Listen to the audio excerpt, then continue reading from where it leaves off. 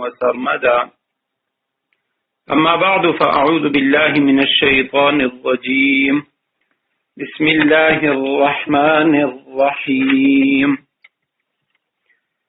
لتجدن أشد الناس عداوة للذين آمنوا اليهود والذين أشركوا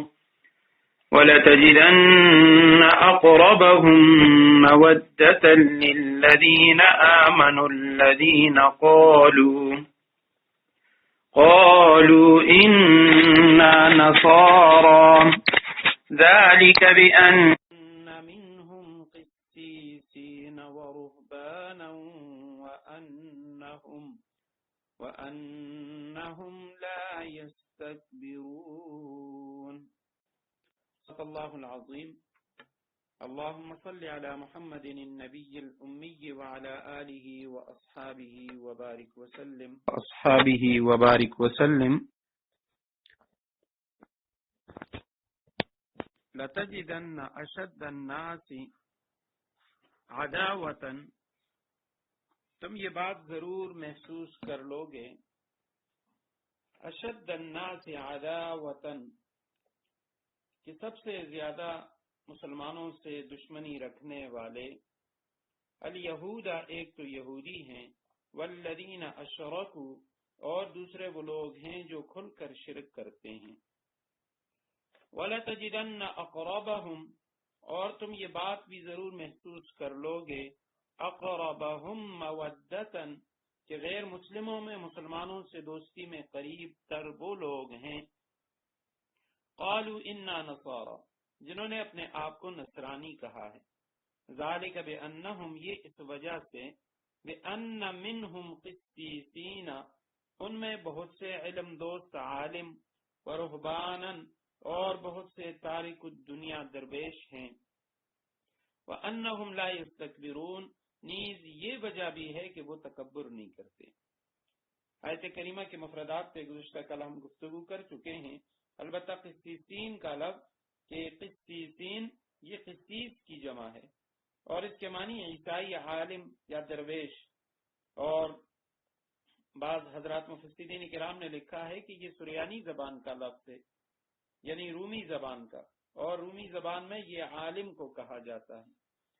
قرآن کریم میں علماء کے لیے 3 لفظ آئے ہوئے ہیں، ایک تو عالم کا لفظ ہے یا علماء، اور انما یخشی اللہ من عبادہ العلماء۔ دوسرا جو لفظ ہے وہ احبار کا لفظ ہے، اور پہلے بھی گزر چکا ہے اور سورہ توبہ میں بھی آئے گا۔ اور تیسرا لفظ قسیسین ہے، یہ قسیس عالم کو کہا جاتا ہے۔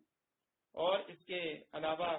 درویش کے لیے، زاہدوں کے لیے جو الفاظ ہیں ان میں سے لفظ رہبان ہے، یہ راہب کی جمع ہے، اور راہب کے معنی وہ عبادت گزار کہ جو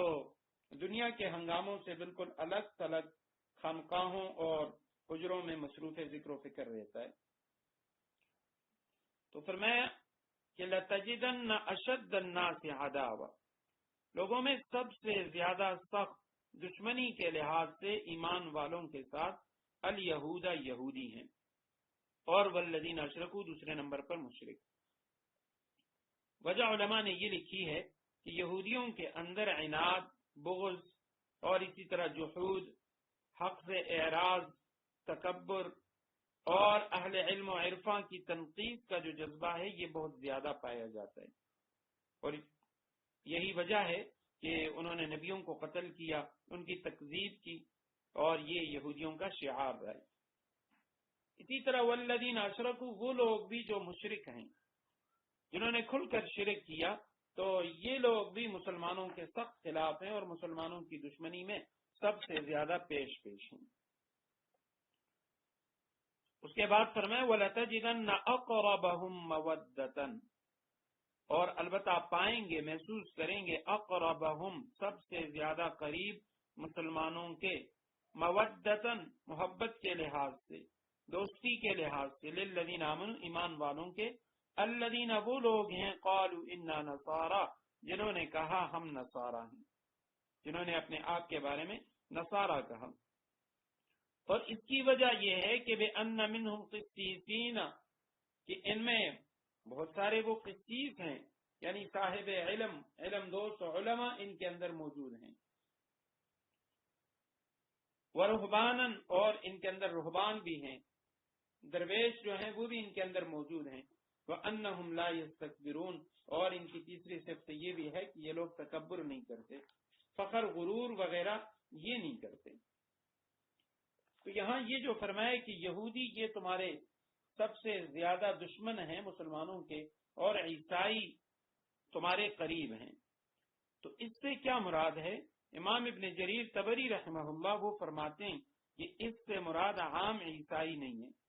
بلکہ اس سے مراد کہ یہ مسلمانوں کے قریب جو ہیں وہ مختصر گروہ ہے جو ان عقائد کا پابند تھا جو حضرت عیسیٰ علیہ السلام نے انہیں سکھائے تھے۔ اور وہ فرماتے ہیں اناس من اہل الکتاب کانوا علی شریعت، کہ وہ یہ چند لوگ تھے اہل کتاب میں سے، علی شریعت من الحق، ثابت قدم تھے۔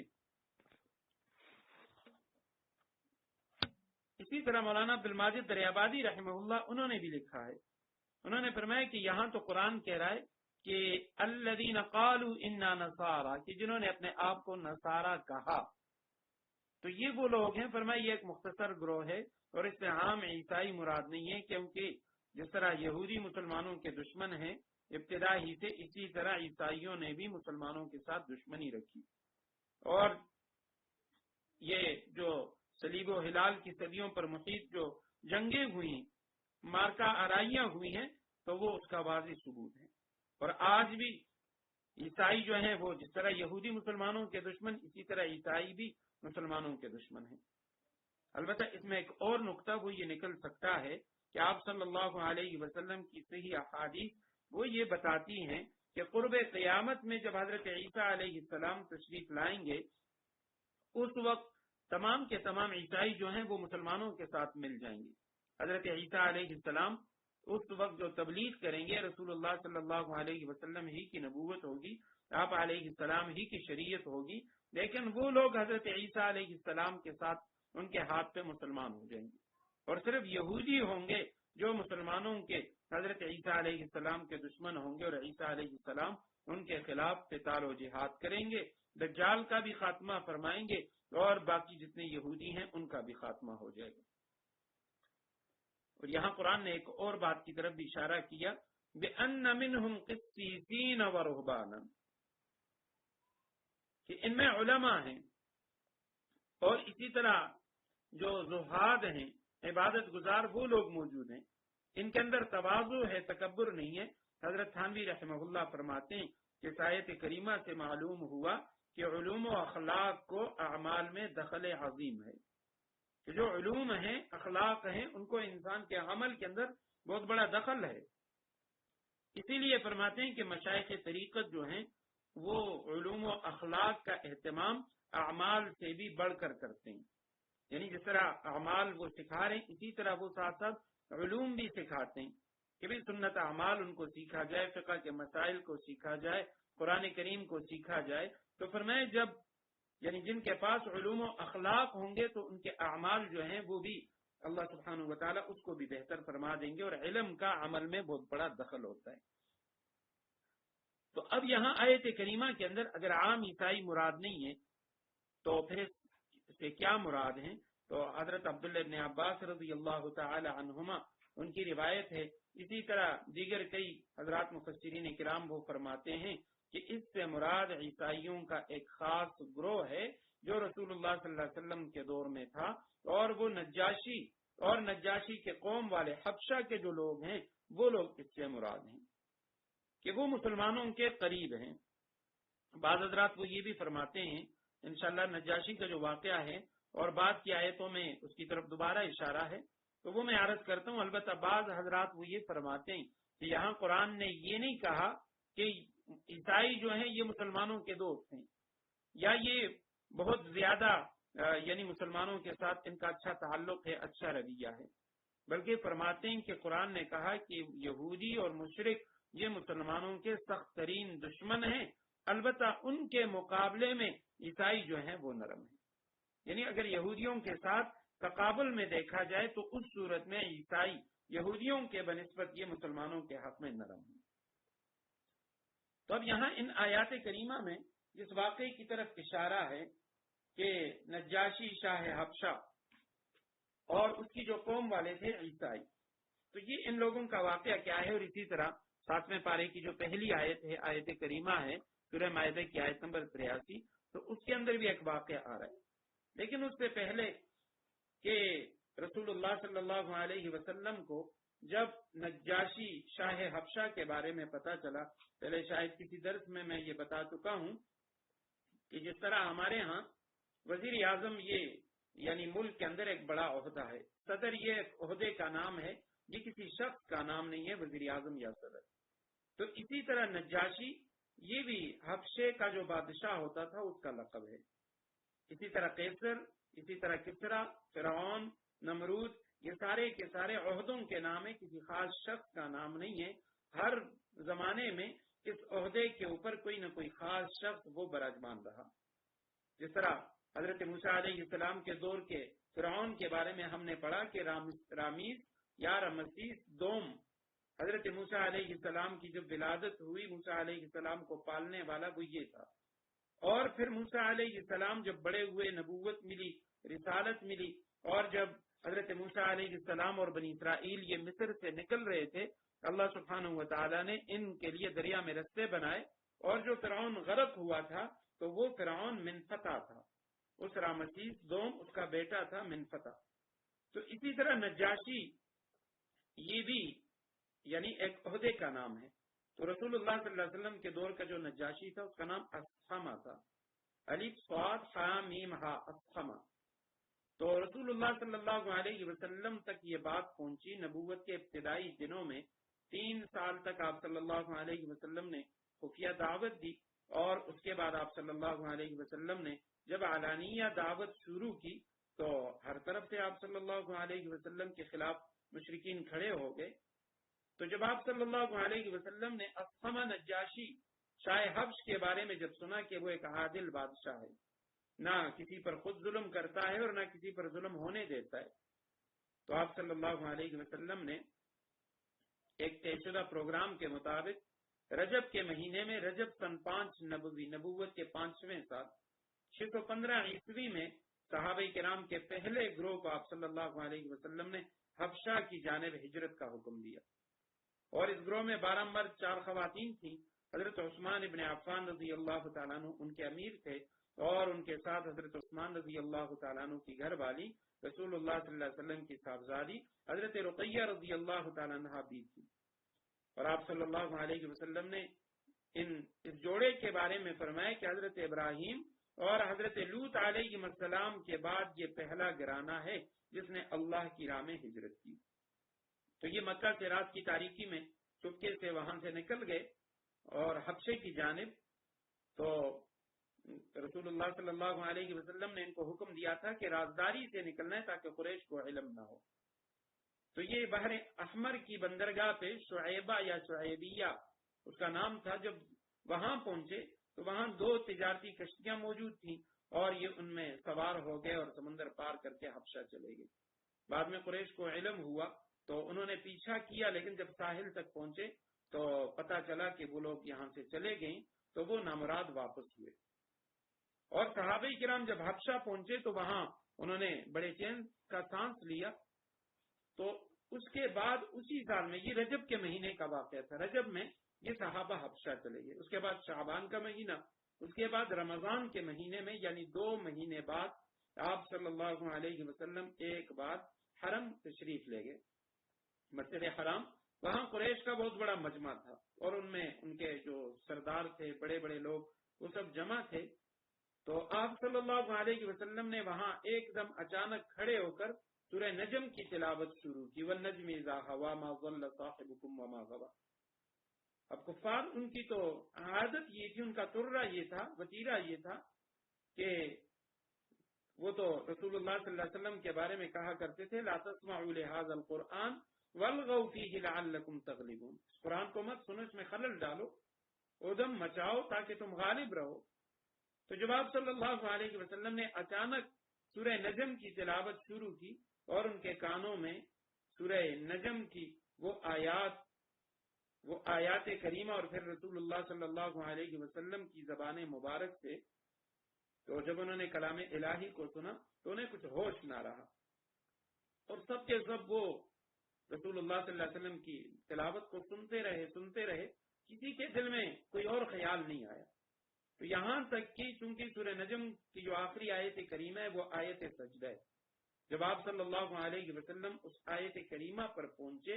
سجدے والی آیت پر، اور اس کے ساتھ ہی آپ صلی اللہ علیہ وسلم نے سجدہ کیا، تو وہ مشرکین وہ اپنے آپ پر قابو نہ رکھ سکے اور وہ سب کے سب بھی سجدے میں گر پڑے۔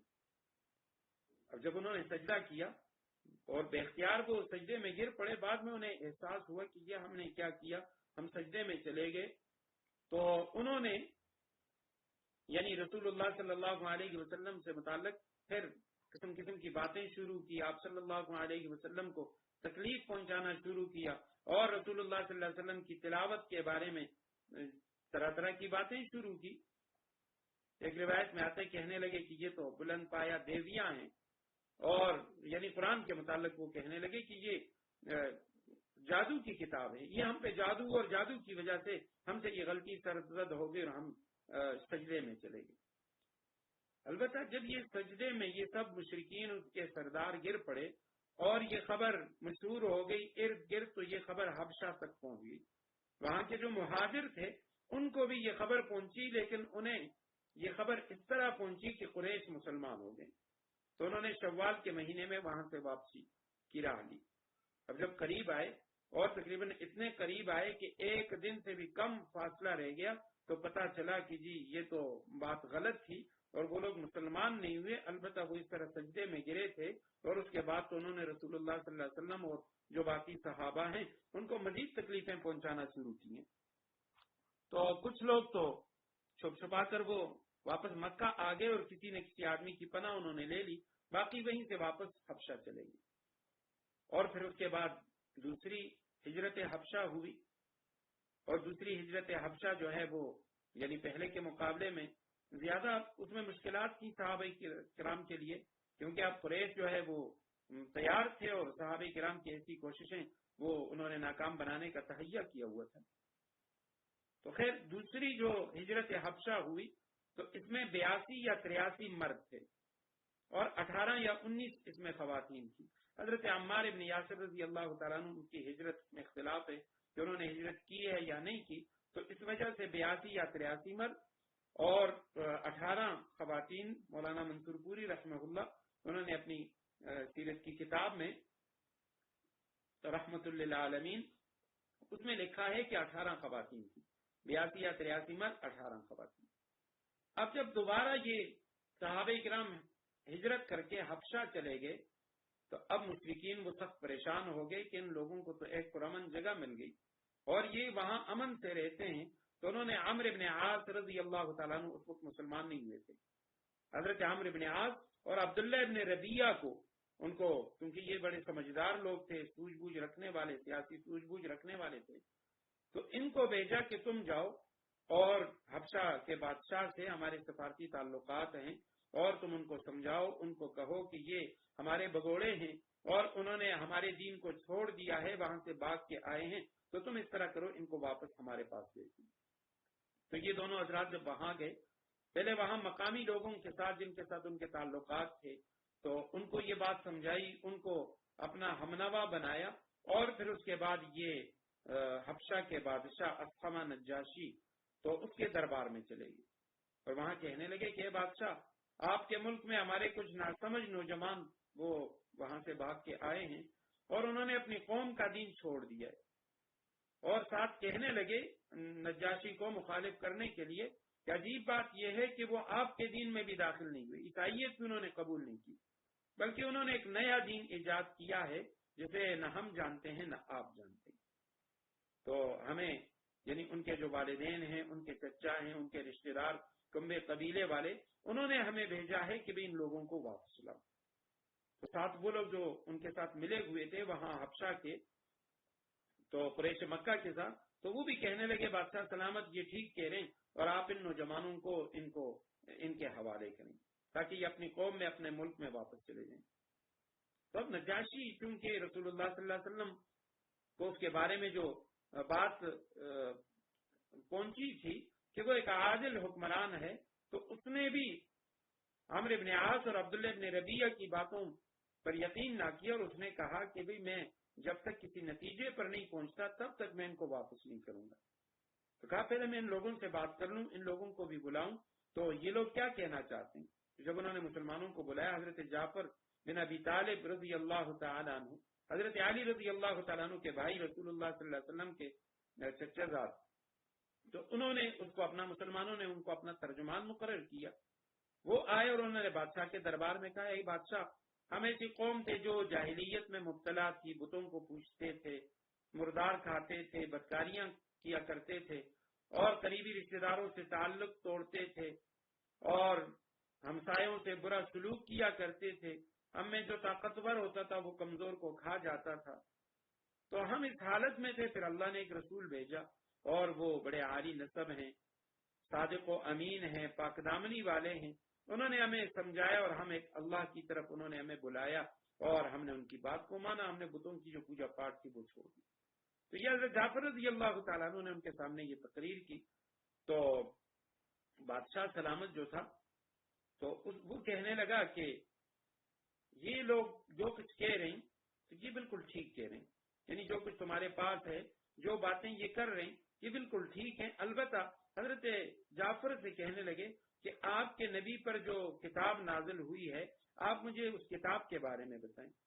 حضرت جعفر رضی اللہ تعالیٰ عنہ نے ان کے سامنے سورہ مریم کاف ہا یا عین صاد، اس کی جو ابتدائی آیات تھی وہ تلاوت کی، تو کہتے ہیں نجاشی وہ رونے لگا، اور اس قدر رویا کہ اس کی داڑھی تر ہو گئی۔ اس کے ساتھ جو اسقف تھے ان کے علماء، وہ بھی حضرت جعفر کی تلاوت سن کر وہ اس قدر روئے کہ ان کے پاس جو صحیفے تھے وہ تر ہو گئے۔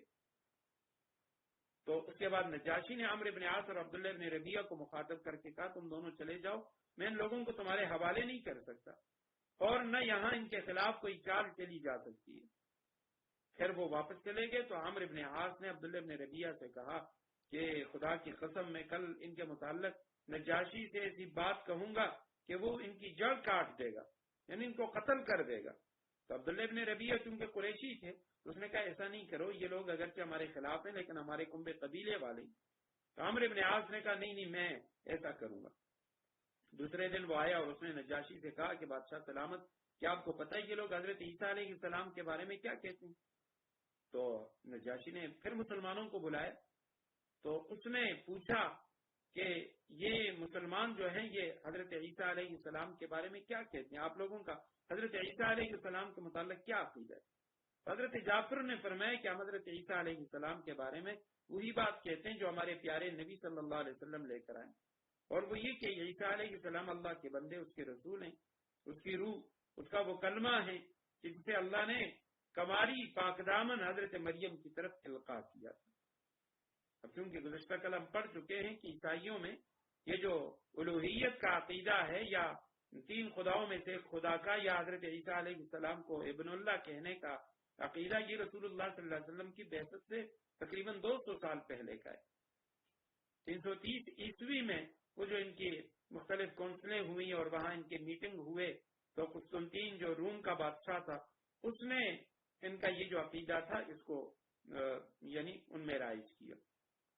تو اس لیے عبداللہ ابن ربیعہ، عمرو ابن عاص، اس کا خیال یہ تھا کہ نجاشی وہ تو کہے گا کہ عیسیٰ علیہ السلام تین خداؤں میں سے ایک ہے، یا وہ الیاذ باللہ بعینہ اللہ ہے، یا اللہ کا بیٹا ہے۔ تو اس لیے اس نے کہا کہ یہ مسلمان حضرت عیسیٰ علیہ السلام کے بارے میں بہت بڑی بات کہتے ہیں۔ تو جب حضرت جعفر رضی اللہ تعالیٰ عنہ نے یہ بات کہی تو کہتے نجاشی نے زمین سے ایک تنکا اٹھایا اور کہنے لگا اللہ کی قسم، جو کچھ تم نے کہا ہے حضرت عیسیٰ علیہ السلام اس سے ایک تنکے کے برابر بھی بڑھ کر نہ تھے۔ تو اس پہ کہتے ہیں پھر وہ جو لوگ تھے جو عمرو بن عاص کے ساتھ ملے ہوئے تھے، انہوں نے کچھ آوازیں نکالنی شروع کی، تو نجاشی نے ان سب کو خاموش کیا، اور نجاشی نے مسلمانوں سے کہا تم جاؤ اور تم لوگ یہاں امن و امان سے رہو گے، اگر کوئی تمہیں گالی دے گا تو میں اس پر تاوان لگاؤں گا، اور مجھے یہ بھی گوارا نہیں کہ تم میں سے کسی آدمی کو میں ستاؤں اور اس کے بدلے مجھے سونے کا پہاڑ مل جائے۔ اور پھر اس نے اپنے جو درباری تھے ان سے کہا کہ ان دونوں کو ان کے جو ہدیے ہیں عمرو بن عاص اور عبداللہ بن ربیعہ یہ ان کو واپس کرو، مجھے ان کی ضرورت نہیں ہے، اور اللہ کی قسم اللہ تعالیٰ نے جب مجھے میرا ملک واپس کیا تھا تو مجھ سے کوئی رشوت نہیں لی تھی کہ میں اس کی راہ میں اب رشوت لوں، اور فرمائے کہ اللہ نے میرے بارے میں لوگوں کی بات قبول نہ کی تھی کہ میں اللہ کے بارے میں لوگوں کی بات مانوں، اللہ نے مجھے بادشاہ بنایا تو لوگوں کی بات نہیں مانی اللہ نے، تو میں اللہ کے بارے میں لوگوں کی بات کیوں مانوں؟ تو وہاں سے یہ جو عمرو بن عاص عبداللہ بن ربیعہ یہ اسی طرح خواب و خاطر یہ واپس لوٹ آئے، تو یہ لوگ وہیں پہ رہے، اور پھر جب رسول اللہ صلی اللہ علیہ وسلم نے مدینہ منورہ ہجرت کی کچھ لوگ واپس آئے، کچھ لوگ وہیں پہ رہے، اور پھر نجاشی اس نے بھی اسلام قبول کیا، مسلمان ہو گیا، اور پھر اس نے ایک وقت بھی رسول اللہ صلی اللہ علیہ وسلم کے پاس بھیجا تھا، اگلی آیت کریمہ میں اس وقت کا ذکر ہے، اور پھر نجاشی جب اس کا انتقال ہوا بلکہ اس کے بعد اس وقت کے بعد دوبارہ اس نے ایک اور وقت بھیجا جس کے اندر نجاشی کا بیٹا بھی تھا، اور رسول اللہ صلی اللہ علیہ وسلم کے لیے تحفے تحائف لے کر آ رہا تھا، لیکن سوء اتفاق سے وہ کشتی میں تھے اور کشتی دریا میں غرق ہو گئی، تو اس میں نجاشی کا بیٹا اور باقی جو لوگ تھے وہ بھی اسی میں غرق ہو گئے، وہ مر گئے۔ البتہ نجاشی جب اس کا انتقال ہوا تو رسول اللہ صلی اللہ علیہ وسلم نے مدینہ منورہ سے ان کا غائبانہ نماز جنازہ ادا فرمایا، اور یعنی رسول اللہ صلی اللہ علیہ وسلم نے فرمایا صحابہ کرام سے کہ اللہ سبحانہ و تعالیٰ نے میرے اور نجاشی کے درمیان جتنے پردے تھے سب اٹھا لیے، اور مجھے یوں نظر آ رہا ہے جیسے نجاشی میرے سامنے ہے، اس لیے آپ صلی اللہ علیہ وسلم نے ان کا غائبانہ نماز جنازہ ادا فرمایا۔ حضرت امام اعظم ابو حنیفہ رحمہ اللہ ان کا مسلک یہ ہے کہ کسی کا غائبانہ نماز جنازہ جائز نہیں ہے۔ آپ صلی اللہ علیہ وسلم نے جو پڑھایا تھا نجاشی کا تو یہ آپ صلی اللہ علیہ وسلم کی خصوصیت تھی، آپ صلی اللہ علیہ وسلم کا امتیاز تھا۔ ایک وجہ تو یہ تھی کہ وہاں کوئی تھا نہیں نجاشی کا جنازہ پڑھانے کے لیے، اور دوسری وجہ یہ تھی کہ نجاشی نے رسول اللہ صلی اللہ علیہ وسلم اور صحابہ کرام کے ساتھ بڑی وفاداری نبھائی تھی، تو آپ صلی اللہ علیہ وسلم نے اس لیے اسے یہ اعزاز بخشا۔ اور پھر اس روایت میں یہ بات بھی موجود ہے کہ آپ صلی اللہ علیہ وسلم نے فرمایا میں اسے اپنے سامنے دیکھ رہا ہوں کہ وہ میرے سامنے پڑا ہوا ہے اور میں اس کا نماز جنازہ ادا کر رہا ہوں۔ وَإِذَا سَمِعُوا مَا أُنزِلَ إِلَى الرَّسُولِ، اور جب یہ لوگ وہ کلام سنتے ہیں ما انزل الی الرسول جو رسول پر نازل ہوا ہے، ترى اعینہم تفیض من الدم، تو تم ان کی آنکھوں کو دیکھو گے کہ وہ آنسوؤں سے بہہ رہی ہیں، مما عرفوا من الحق، کیونکہ انہوں نے حق کو پہچان لیا ہوتا ہے تو اس لیے ان کی آنکھوں کو دیکھو گے کہ وہ آنسوؤں سے بہہ رہی ہیں۔ یقولون، اور وہ کہہ رہے ہیں کہ ربنا آمنا، اے ہمارے پروردگار ہم ایمان لے آئے ہیں، فاکتبنا مع الشاہدین، لہذا گواہی دینے والوں کے ساتھ ہمارا نام بھی لکھ لیجئے۔ وَإِذَا، اور جب سمعوا، انہوں نے سنا، ان لوگوں نے سنا ما انزل الی الرسول جو نازل کیا گیا رسول اللہ صلی اللہ علیہ وسلم کی طرف، یعنی قرآن کریم کو سنا، ترا تو دیکھے گا، تو نے دیکھا، اعینہم ان کی آنکھوں کو، تفیض من الدم، تفیض فاض یفیض فیضا، اس کے معنی یہ مضارع واحد مؤنث غائب کا صیغہ ہے، وہ بہتی ہیں، وہ جاری ہوتی ہیں، فاض الماء کسی جگہ سے پانی کا اچھل کر بہ نکلنا، الدم، دم کہتے ہیں آنسو کو، اشک کو، اس کا یہ واحد ہے اور اس کی جو جمع ہے وہ دموع ہے۔ تو جب آنکھیں آنسوؤں سے لبریز ہو کر چھلک پڑیں تو عرب کہتے ہیں فاضت العین، آنکھ بے پڑی، یعنی یہ نہیں کہتے کہ آنسو بے پڑے بلکہ آنکھ کے متعلق کہتے ہیں کیونکہ وہ آنسوؤں سے لبریز ہو چکی ہے، بھر گئی ہے، تو اس لیے وہ کہتے ہیں فاضت العین، آنکھ بہ پڑی۔ تو تفیض من الدم، اعینہم تفیض من الدم، ان کی آنکھیں جو ہیں وہ آنسوؤں سے بہ رہی ہیں، مما عرفوا من الحق، جو انہوں نے پہچانا حق کو، یقولون کہتے ہیں ربنا ہمارے پروردگار آمنا ہم ایمان لے آئے، فاکتبنا پس تو ہمیں لکھ لے، ہمارا نام لکھ لے، مع الشاہدین گواہی دینے والوں کے ساتھ۔ تو یہاں اس پہ مراد جو ہے شاہ حبشہ کا وہ وقت جو رسول اللہ صلی اللہ علیہ وسلم کے دربار میں آیا تھا، اور یہ لوگ درویشانہ لباس میں، راہبانہ لباس میں آپ صلی اللہ علیہ وسلم کے پاس آئے تھے۔ نجاشی نے اس وقت کو بھیجا تھا، یہ تقریباً 70 آدمیوں پر مشتمل تھا، اور ان میں 62 یہ حبشہ کے تھے، 8 جو ہیں وہ شام کے تھے، اور اس میں نصارہ کے، عیسائیوں کے بڑے بڑے علماء اور مشائخ وہ شامل تھے۔ تو جب آپ صلی اللہ علیہ وسلم کے پاس آئے، آپ صلی اللہ علیہ وسلم نے ان کو سورہ یاسین پڑھ کر سنائی، تو یہ لوگ سنتے جاتے تھے اور ان کی آنکھیں جو ہے آنکھوں سے آنسو جاری تھے، اور سب نے کہا یہ کلام اس کلام کے کتنا مشابہ ہے جو حضرت عیسیٰ علیہ السلام پر نازل ہوا تھا، اور اس کے بعد یہ سب کے سب مسلمان ہو گئے۔ تو یہ اس موقع پہ ان لوگوں کے متعلق اللہ سبحانہ و تعالیٰ فرماتے ہیں ترى اعینہم تفیض من الدم، اور بعض روایتوں میں آتے کہ رسول اللہ صلی اللہ علیہ وسلم خود ان کی خدمت کے لیے آپ صلی اللہ علیہ وسلم نے اپنے آپ کو پیش کیا تھا، اور آپ صلی اللہ علیہ وسلم نے صحابہ کرام سے فرمایا میں ان کی خدمت خود کروں گا، کیونکہ میرے صحابہ، میرے دوست جو حبشہ گئے تھے تو وہاں کے بادشاہ نے خود ان کی خدمت کی تھی۔ وما لنا لا نؤمن باللہ وما جاءنا من الحق، اور ہم اللہ پر وما جاءنا من الحق، جو حق ہمارے پاس آ گیا ہے، لا نؤمن، اس پر آخر کیوں ایمان نہ لائیں، ونطمع، اور پھر یہ توقع بھی رکھیں، ان یدخلنا ربنا، کہ ہمارا رب ہمیں داخل کرے، ہمیں شمار کرے، مع القوم الصالحین، نیک لوگوں کے ساتھ۔ ہم اللہ پر اور جو حق ہمارے پاس آ گیا ہے اس پر آخر کیوں ایمان نہ لائیں، اور پھر وَنَطْمَعُ أَن يُدْخِلَنَا، اور یہ توقع بھی رکھیں کہ ہمارا رب وہ ہمیں نیک لوگوں میں شمار کرے گا، نیک لوگوں میں شامل کرے گا۔ تو یہ وہی عیسائیوں کا جو وقت تھا وہ کہہ رہا ہے کہ ہم اللہ پر ایمان نہ لائیں اور پھر یہ توقع کریں کہ اللہ ہمیں نیکوکاروں میں شامل کرے، تو ایسا نہیں ہو سکتا۔ فَأَصَابَهُمُ اللَّهُ بِمَا قَالُوا جَنَّاتٍ تَجْرِي، چنانچہ ان کے اس قول کی وجہ سے، بما قالوا، ان کے اس قول کی وجہ سے کہ انہوں نے کہا تھا کہ ہم اللہ پر ایمان رکھتے ہیں، اور اللہ سبحانہ و تعالیٰ سے دعا بھی کی کہ اللہ ہمیں شاہدین کے ساتھ، گواہوں کے ساتھ شامل فرما۔ گواہوں سے مراد، مع شاہدین سے مراد رسول اللہ صلی اللہ علیہ وسلم کی امت ہے، کیونکہ وَكَذَلِكَ جَعَلْنَاكُمْ أُمَّةً وَسَطًا لِتَكُونُوا شُهَدَاءَ عَلَى النَّاسِ، سورہ بقرہ دوسرے پارے میں ہم پڑھ چکے ہیں کہ یہ امت گواہ ہوگی۔ تو اس لیے ان عیسائیوں نے ایمان بھی لائے اور دعا بھی کی کہ اللہ ہمیں اس امت میں رکھنا، اس امت میں شمار کرنا۔ فَأَصَابَهُمُ اللَّهُ، اللہ سبحانہ و تعالی نے ان کو بدلہ دیا، بما قالوا، ان کے قول کی وجہ سے، جنات،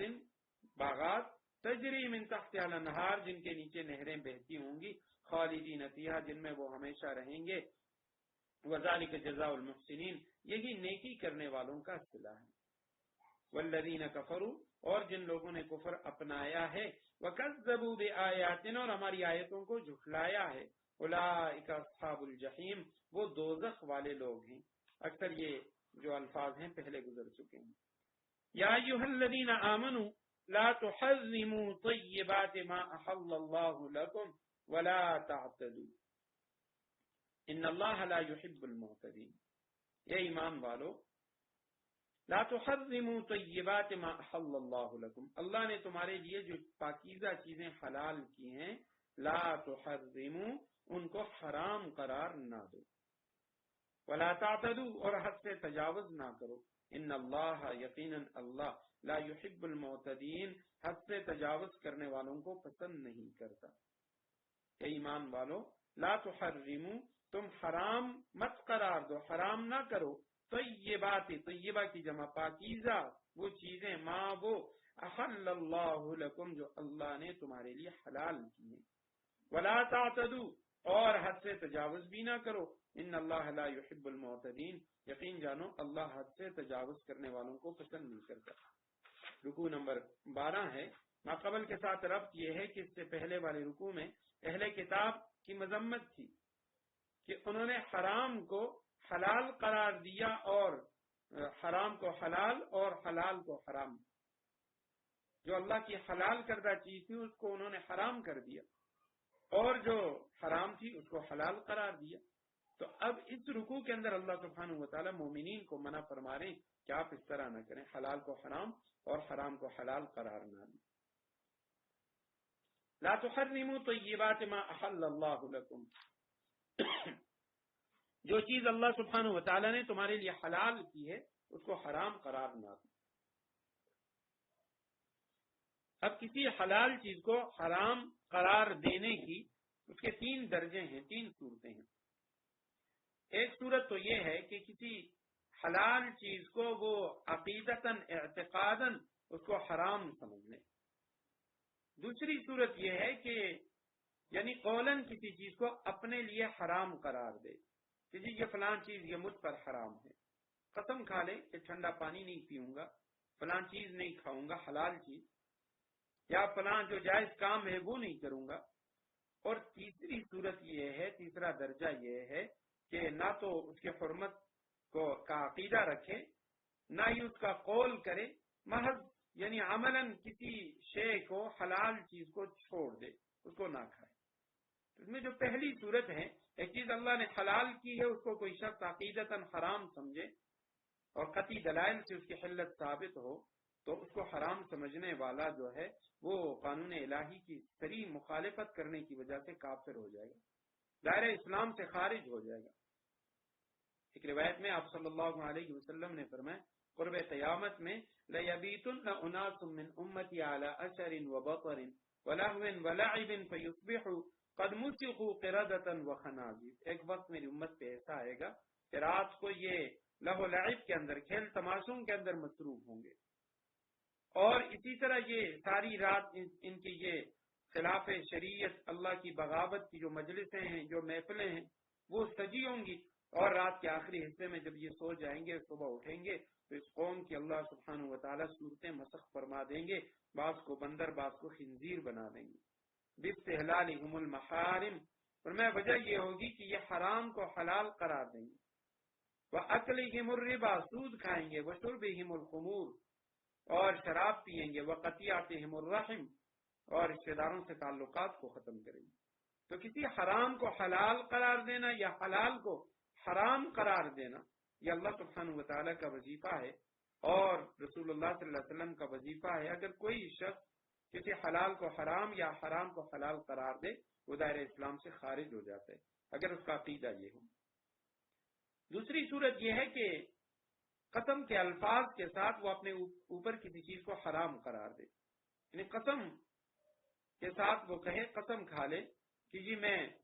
فلاں جو چیز ہے اس کو نہیں کھاؤں گا، یہ مجھ پر حرام ہے، فلاں کام نہیں کروں گا، یا فلاں چیز فلاں کام کو اپنے اوپر حرام کرتا ہوں۔ تو اب اس کا حکم یہ ہے کہ بلا ضرورت ایسی قسم کھانا گناہ ہے، اور اس پر لازم ہے کہ وہ قسم کو توڑ دے اور قسم کا جو کفارہ ہے وہ کفارہ ادا کرے،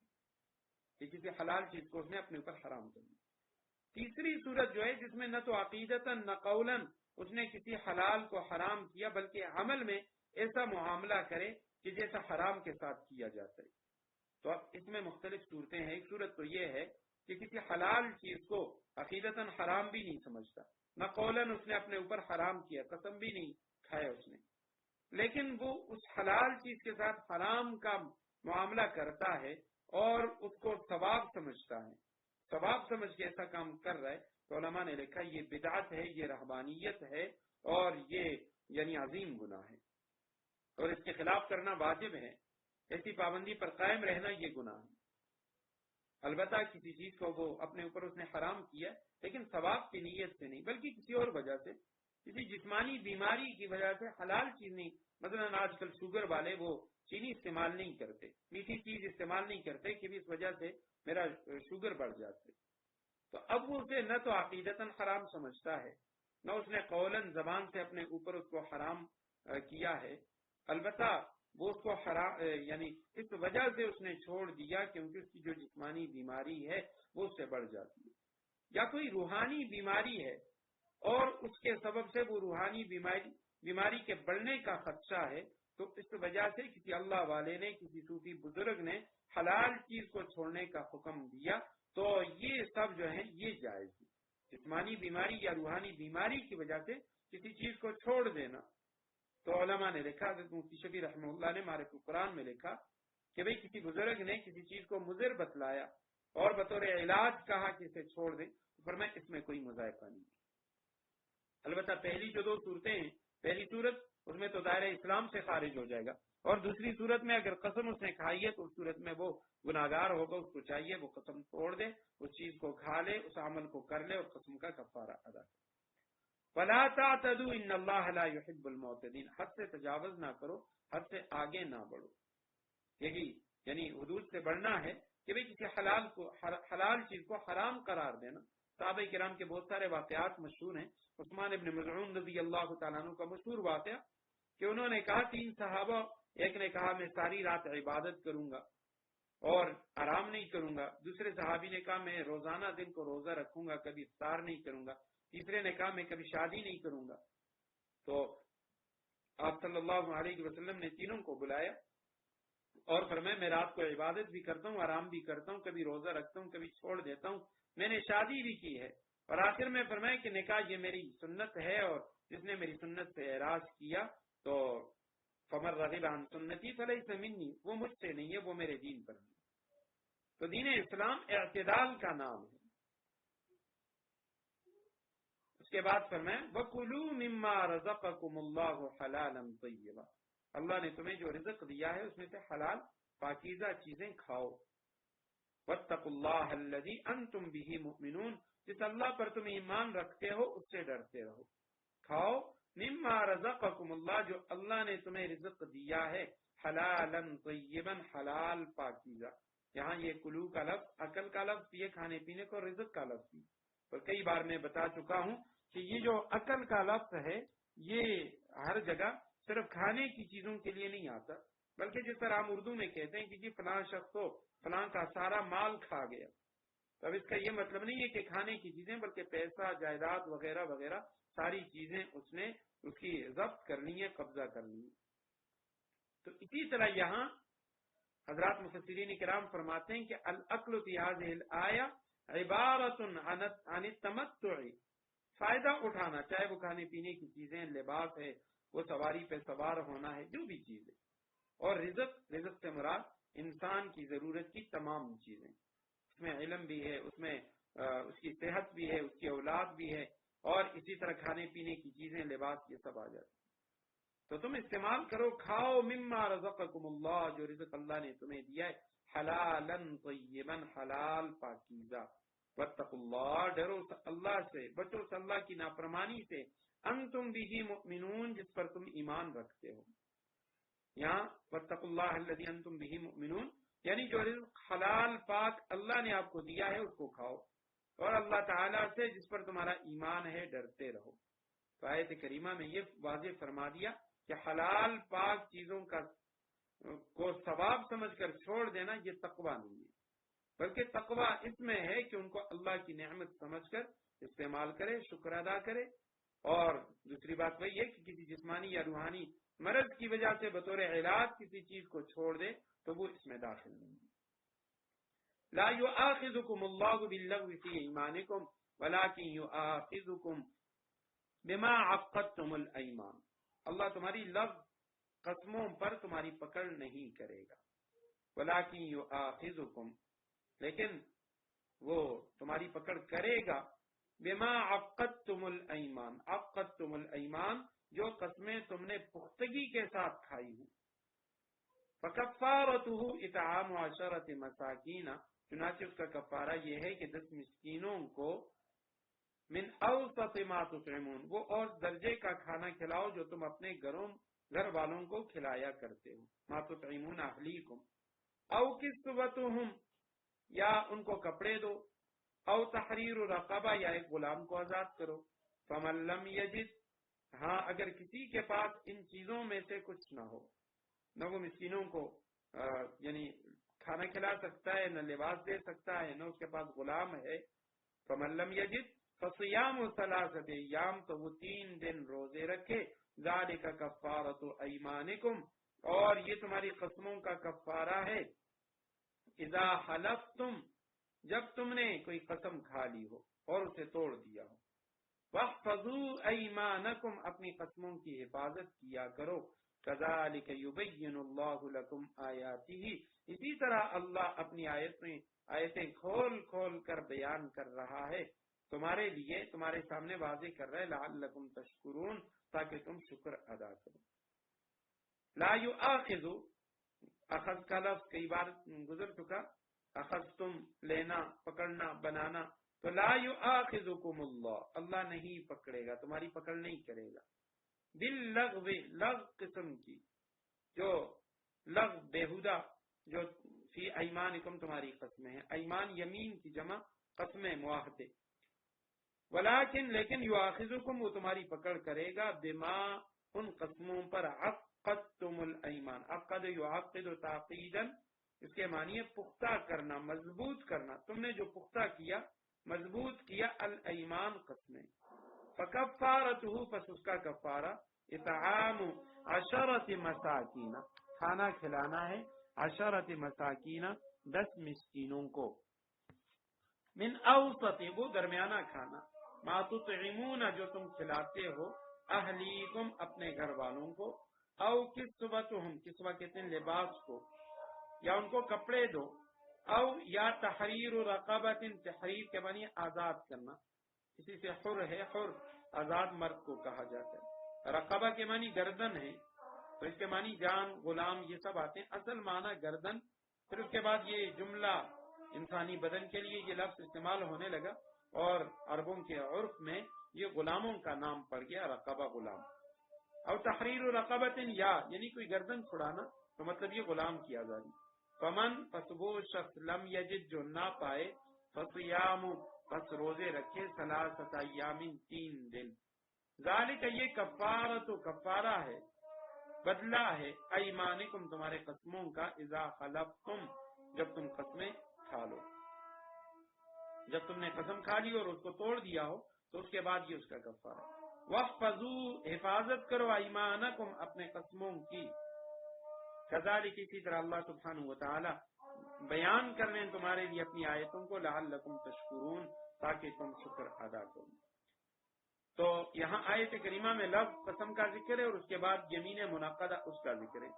یعنی قسم جو ہے اس کی مختلف صورتیں ہیں چند صورتیں بنتی ہیں. ایک قسم وہ ہے جس کو یمین لغو کہا جاتا ہے. ایک وہ ہے جس کو یمین غموس کہتے ہیں اور ایک قسم جو ہے اس کو یمین منعقدہ کہا جاتا ہے. تو جو پہلی صورت ہے جس کو یمین غموس حضرات فقہاء کرام کہتے ہیں کہ اگر کسی نے کسی گزرے ہوئے واقعے پر جان بوجھ کر جھوٹی قسم کھائی ہو تو اس کو یمین غموس کہتے ہیں. مثلا ایک شخص نے کوئی کام کر لیا اور وہ جانتا ہے کہ میں نے یہ کام کیا ہے پھر جان بوجھ کر قسم کھا لے میں نے یہ کام نہیں کیا. یہ جھوٹی قسم ہے سخت گناہ ہے اور وبال کا موجب ہے دنیا آخرت میں مگر اس کا کوئی کفارہ نہیں ہے. یمین غموس کا کوئی کفارہ نہیں ہے البتہ توبہ استغفار یہ لازم ہے. تو اسی لیے اس کو یمین غموس کہتے ہیں. غموس کے معنی یعنی ڈبا دینے والا. تو یہ قسم انسان کو گناہوں اور وبال میں غرق کر دینے والی ہے اس لیے اس کو یمین غموس کہتے ہیں کہ سچ مچ اس نے جان بوجھ کر جھوٹی قسم کھائی. اس کے بعد دوسری جو قسم ہے تو اس کو یعنی یمین لغو کہتے ہیں. اور یمین لغو یہ ہے کہ ایک شخص کسی واقعے کو یا کسی شخص کو سچا سمجھ کے وہ قسم کھائے اور واقعے میں وہ غلط ہو. یعنی اسے کسی ذریعے سے معلوم ہوا فلان شخص آ گیا ہے اب اس نے اس پر اعتماد کیا اور کسی کے سامنے قسم کھا لی کہ جی اللہ کی قسم وہ فلاں آیا ہوا ہے اور پھر معلوم ہوا کہ وہ واقعے کے خلاف تھا تو اس کو یمین لغو کہتے ہیں. اور اسی طرح بلا زبان یعنی قصد کے زبان سے قسم کا لفظ نکل جائے اس کو بھی یمین لغو کہتے ہیں. جیسے عام طور پہ افغانیوں کی عادت ہوتی ہے وہ ہر بات پہ واللہ باللہ تاللہ اس طرح کے الفاظ کہتے ہیں. یہ قسم کے الفاظ ہیں. تو یہ چونکہ بلا قصد وہ کہتے ہیں اس میں ان کی قصد نہیں ہے تو یہ بھی یمین لغو ہے. اس میں نہ کفارہ ہے اور نہ گناہ ہے. اور تیسری جو صورت ہے اس کو یمین منعقدہ کہا جاتا ہے کہ آئندہ زمانے میں آنے والے وقت میں کسی کام کے کرنے یا نہ کرنے کی قسم کھائے تو اس کو یمین منعقدہ کہا جاتا ہے. تو اگر اس کو توڑے گا تو کفارہ واجب ہوگا اور اگر نہیں توڑتا اس پہ قائم ہے اور وہ کام ناجائز ہے تو پھر اس کو چاہیے وہ اس پہ قائم ہی رہے قسم نہ توڑے. لیکن اگر وہ جائز کام ہے اور کسی اچھے عبادت کے کام پہ اس نے قسم کھا لی کہ میں یہ کام نہیں کروں گا، تو پھر اس صورت میں حدیث میں آتا ہے کہ اس کو چاہیے وہ اپنے قسم کو توڑ دے، اس کا کفارہ ادا کرے۔ تو یہ تین صورتیں ہیں، یمین غموس، یمین لغو اور یمین منعقدہ۔ یمین لغو جو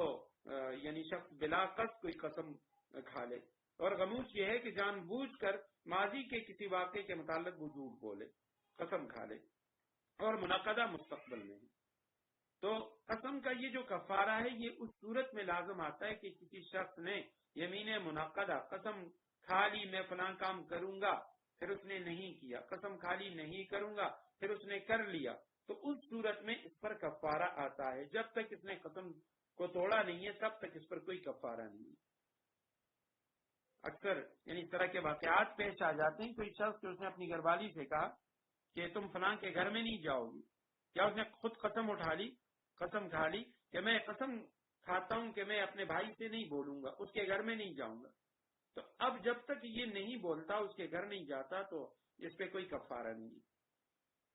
لیکن جس وقت اس نے اس کے ساتھ بات کی یا اس کے گھر میں چلا گیا، اب قسم اس کی ٹوٹ گئی ہے، اب اس کے اوپر کفارہ لازم ہے، اور کفارے میں قرآن نے کہا سب سے پہلے اطعام 10 مساکین، 10 مسکینوں کو 2 وقت کا کھانا کھلائے گا، اور کھانا بھی من اوسط ما تطعمون، وہ درمیانہ کھانا جو تم اپنے گھر والوں کو کھلاتے ہو۔